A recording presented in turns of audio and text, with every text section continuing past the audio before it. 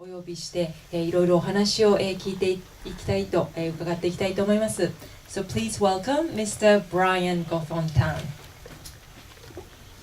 皆様拍手でどうぞお迎えくださいませ。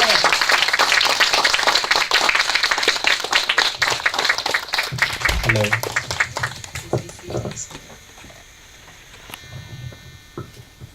So,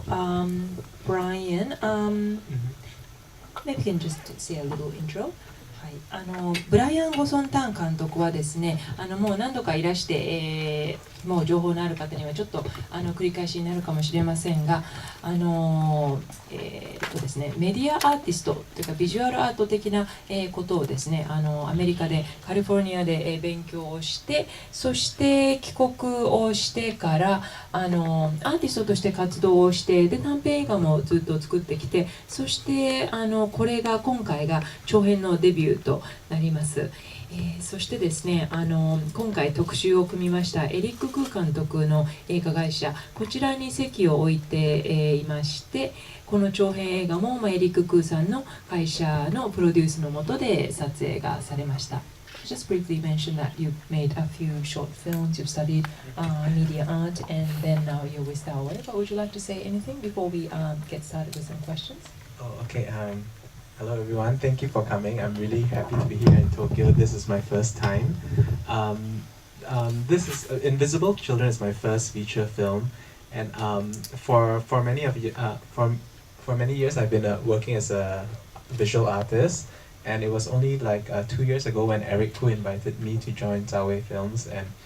I decided to try something new, and yes, this is what I've created. For the last, my first attempt at making a feature film. Yeah.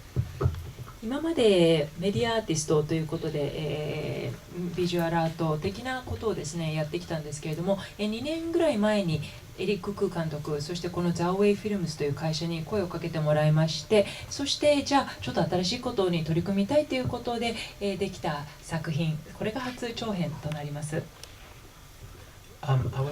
This film was actually inspired very much by Eric Koo's 12 Stories. In that film, it's really about people or a group of people who are trapped living in the HDB flat. And so in this film, I wanted to explore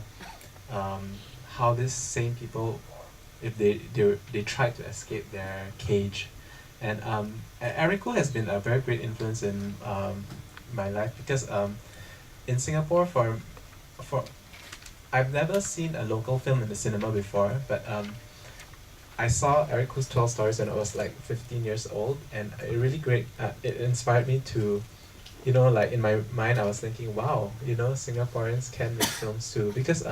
films and art, it's not really seen as a viable or a normal option for a Singaporean. We're expected to be engineers and doctors and all that. Yeah. そしてこの映画はエリック・クー監督の、12回、この映画にとても、インスパイアされてある意味オマージュを捧げている映画でもあるんですね。というのも僕自身が15歳の時に12回という映画を見て、わあシンガポール人でも映画作れるんだなっていうふうに思ったんですね。でやはりシンガポールにおいては、職業の、選択の自由はあってもエンジニアとかお医者さんとか、そういう、いわゆるまともなね職業と言れるようなそういうものに就くことを奨励されていて、そういった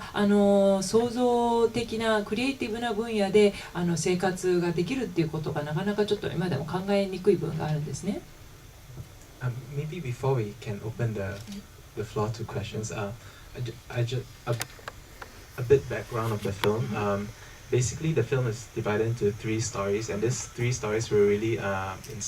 from my own life, like from the children where. When I first came to because I was born in the Philippines, when I first came to Singapore, I encountered the system and how I tried to rebel against it, And then the second story was the army and the office girl. So it was a time when I was in the army, whether I wanted, there was in me where I wanted to, should I join the system and perpetuate it, or should I fight, or fight it, or run away from it. And the third part is basically about how I see myself in the future. Will I be like the stewardess always flying away, which is kind of like reflective of now as an artist and a filmmaker, I'm always out of, the last 2 years I've been to almost 25 countries, spending most of my time. Or will I be like maybe like a civil servant working, which I'm kind of also because all my life I've been getting grants and scholarships from the government as well. Yeah. でこの映画はですね3つのパートに分かれています。そしてある意味僕のいろいろな人生の節目というか得てきたことをですね投影させているんですね。例えば僕自身、フィリピンで生まれてそしてシンガポールに移ったんですけれども子供の時にでやはりシンガポールというところで馴染むまでに、ちょっといろいろと、馴染めないところもあってその、システムというかあり方に反抗しているちょっとそういう少年時代というのの、表した部分そしてもう2つ目のストーリーはですね、軍隊にいる男性とオフィスで法律事務所の女性でしたけれども僕自身も軍隊にいて、軍隊というかそういう、義務ですね国の責務というものの一部になってそれをずっと続けていく、助けをするのかあるいはそこから、逃れて何か自分の、方法というのを見出すのかということそして、次は将来というか、今も言えると思うんですけれどもフライトアテンダントの女性と顔を駆除する男性が出てきましたね。でそういったいわゆるバックはある意味ここ数年もここ2年ぐらいで25カ国ぐらい行ってると思います。アーティストとしていろんなところにいつも国外に出ているというところでは彼女のようなところがあってだけどもその一方で大学なんかも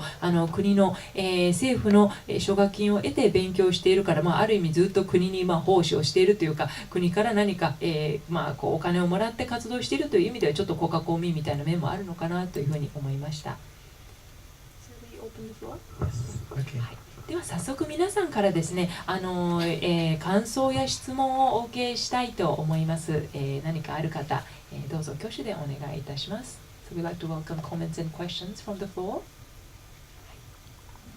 何かこう思ったよっていうことでも。Any questions? Can be about my life or 僕の人生についてもエリック君のことでも何でもいいよ。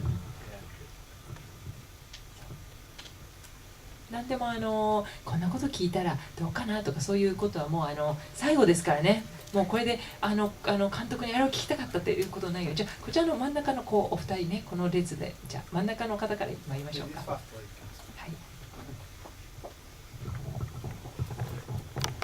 じゃあ質問させていただきます。フィリピンでお生まれになったとお聞きしたんですけども、母語は何語でいらっしゃいますかっていうのはシンガポールっていろんな